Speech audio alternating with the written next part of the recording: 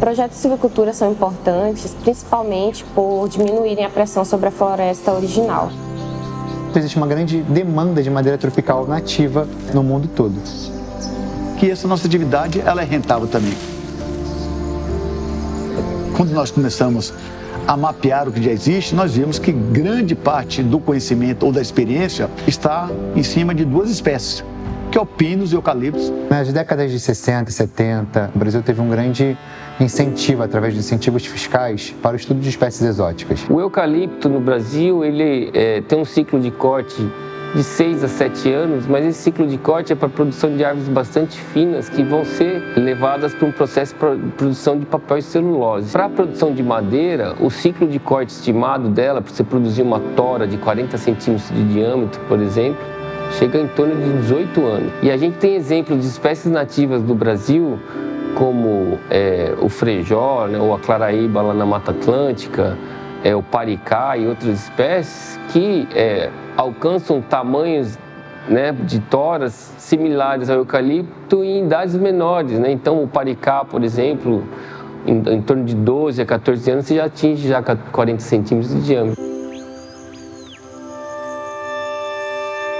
O Programa de Pesquisa e Desenvolvimento em Silvicultura de Espécies Nativas, ele aborda vários temas, como sementes florestais, melhoramento genético, tecnologia da madeira, entre outros.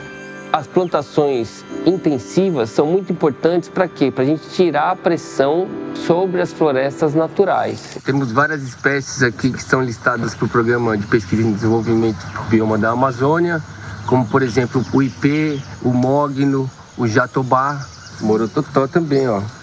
Essa árvore aqui ela é bastante comum também aqui na Amazônia. Está na lista do projeto essa planta.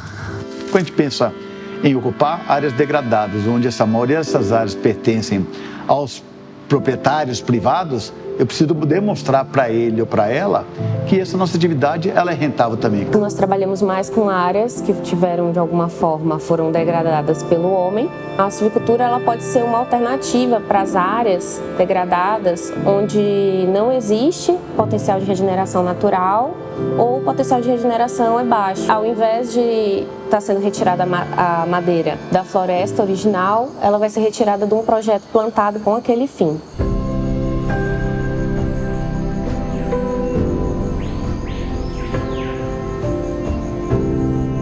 Em julho do ano passado, aparece a Pesos Earth Fund, interessado em investir em restauração no Brasil. A gente acredita que valorizando as espécies, nós valorizamos a cultura local, além de contribuir para a geração de empregos. Quando nós implantamos esse projeto lá na área, nós tivemos esse cuidado de contratar as pessoas da comunidade local próxima. Você está pegando uma área degradada, sem nenhum valor para a sociedade e muitas vezes sem nenhum valor para o proprietário rural e colocando ali uma atividade econômica. Um plantio desse deve custar em torno, o custo dele, R$30 mil por hectare. Aí você fala, puxa, é um custo alto?